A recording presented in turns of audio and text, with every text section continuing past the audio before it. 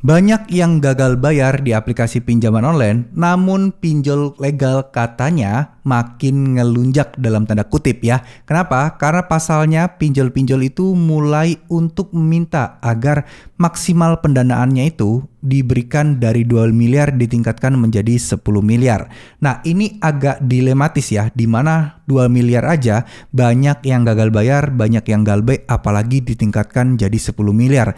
Kira-kira bakal berapa banyak tuh orang-orang yang akan galbay ke depannya? Oke, di berita ini OJK atur ulang besaran pinjaman di pinjol. Bos fintech akseleran usulkan hingga 10 miliar. Jadi di sini memang ada wacana dari OJK untuk mengatur besaran pinjaman di pinjol. Maksudnya besaran pinjam itu bukan satu orang dapatnya maksimal berapa, enggak ya, tapi total pendanaan, total yang bisa dicairkan, total yang bisa diberikan kepada nasabah-nasabah itu, yang atau intinya adalah modal yang bisa ditransaksikan lah, itu sebesar 2 miliar untuk saat ini.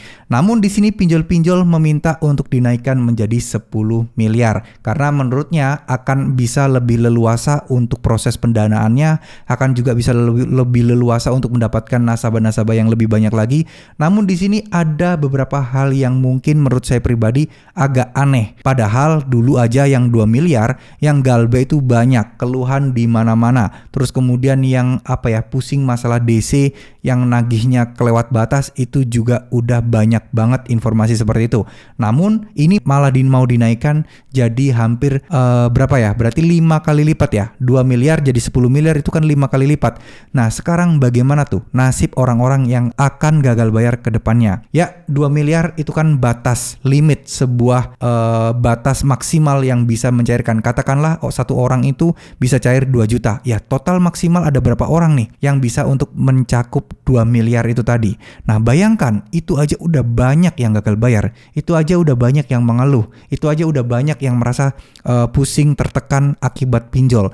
Nah, sekarang mau dinaikkan menjadi 10 miliar. Ini tentu saja akan menjadi pertanyaan besar ya. Kok bisa? Kenapa? Apakah memang saat ini nasabah yang gagal bayar itu sudah sedikit? Apakah saat ini nasabah yang telat bayar itu sudah tidak begitu mengeluhkan tentang tata cara penagihan, tentang bunga yang besar? Apakah seperti itu? Ataukah ya memang ini memang tujuannya adalah untuk murni bisnis, meraup keuntungan sebesar-besarnya, lebih bisa atau lebih mudah untuk ekspansi bisnis dan lain sebagainya tanpa harus memikirkan orang-orang yang galbay sebelumnya. Ya, saya juga tidak tahu. Harapan kita sih OJK benar-benar bisa menerapkan secara bijak besaran maksimal pinjaman online yang akan ditetapkan ya. Karena ya kalau semakin besar tentu saja pinjol bisa mencairkan ke lebih banyak orang dengan nominal yang besar juga.